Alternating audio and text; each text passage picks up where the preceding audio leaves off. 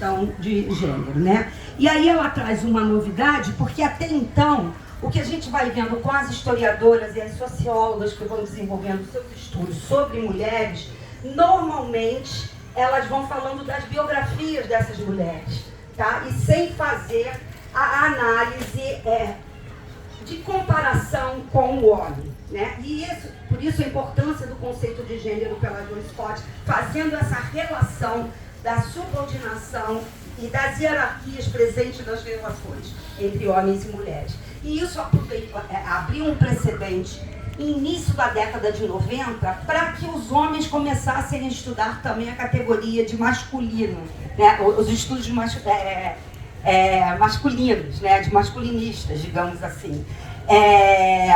Porque a gente, quando está falando de uma sociedade patriarcal, é óbvio que nós mulheres sempre sofremos mais nessas relações, nas masculinidades, se vai entender errado. Sofremos mais nessas relações de hierarquia do que os homens, mas você ser homem numa sociedade extremamente patriarcal também não é fácil. A gente vai ver meninos que apresentam comportamentos mais femininos, já sendo alvos de discriminação e preconceito, desde que nascem em suas famílias e muitas vezes na escola. Lembrando que eu sou professora de história, então eu não vim da universidade, eu vim do chão da escola, né? Então isso é uma coisa muito séria, porque não necessariamente a questão de gênero tem a ver com essa questão de sexualidade, né? Elas podem até se relacionar, mas não quer dizer que o menino que tem um comportamento mais feminino necessariamente vai ser gay. Ou uma menina que tem um comportamento mais masculino necessariamente vai ser lésbica, tá? Eu mesmo, a minha mãe, eu tenho até texto publicado sobre isso, ela dizia: eu te trago tão limpinha, arrumadinha, e você sai mais suja do que os meninos da escola. Eu queria subir em árvore, eu queria soltar pipa, eu queria jogar bolinha de gude. Futebol não, porque eu nunca gostei.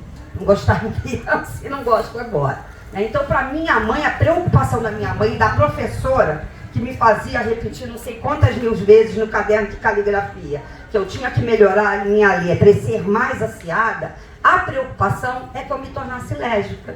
Eu não me tornei, podia ter me tornado, mas não me tornei. Estou num casamento hétero há 32 anos, sou mãe de 3 filhos, da Érica, do Marco Antônio e do Yuri, e a avó da Cecília agora, que tem 6 meses. Então, assim, essas relações que a gente vai fazendo de casualidade que não necessariamente acontecem, né? Então, os estudos de gênero vão permitir também mostrar que o próprio sistema patriarcal, a cultura patriarcal, é opressiva também em relação aos homens, não só em relação às mulheres. Então, vários estudos foram sendo desenvolvidos nessa época, e daí vai partir também não só o estudo das mulheres pretas, mas os estudos das mulheres pretas e lésbicas.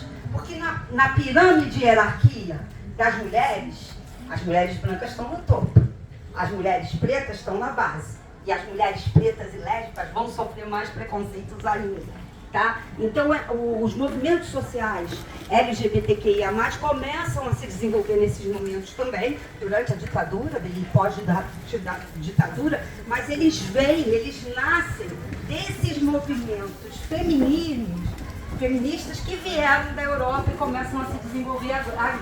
São células que vão se desenvolvendo, atividades, núcleos que vão se desenvolvendo a partir desse feminismo branco, dessa luta desse feminismo branco ocidental.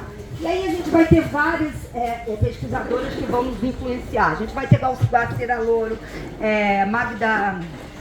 Margarete Rago, né, com um livro maravilhoso dela do Cabarel lá, que é um livro maravilhoso de referencial teórico, que até hoje eu uso ele em indicações e orientações, que vai mostrando como é que as mulheres na política também vão se inserindo, as mulheres paulistas, né, anarquistas, vão desenvolvendo, começam a desenvolver a sua participação na política. Ela também depois tem um outro livro sobre prostituição, que é maravilhoso, mostrando como é que as prostitutas vinham dos outros países, como é que as mulheres vinham dos outros países, e aqui eram muitas vezes o que sobrava para elas, a possibilidade que elas tinham de entrada no mercado de trabalho, era por via da prostituição. E eu não tenho problema nenhum com a prostituição, tá, gente? Eu acho que a prostituição é um trabalho como outro qualquer.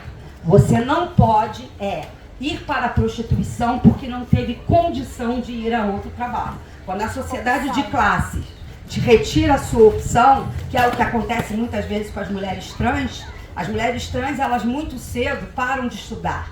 E elas param de estudar por quê? Porque a escola as expulsa da escola.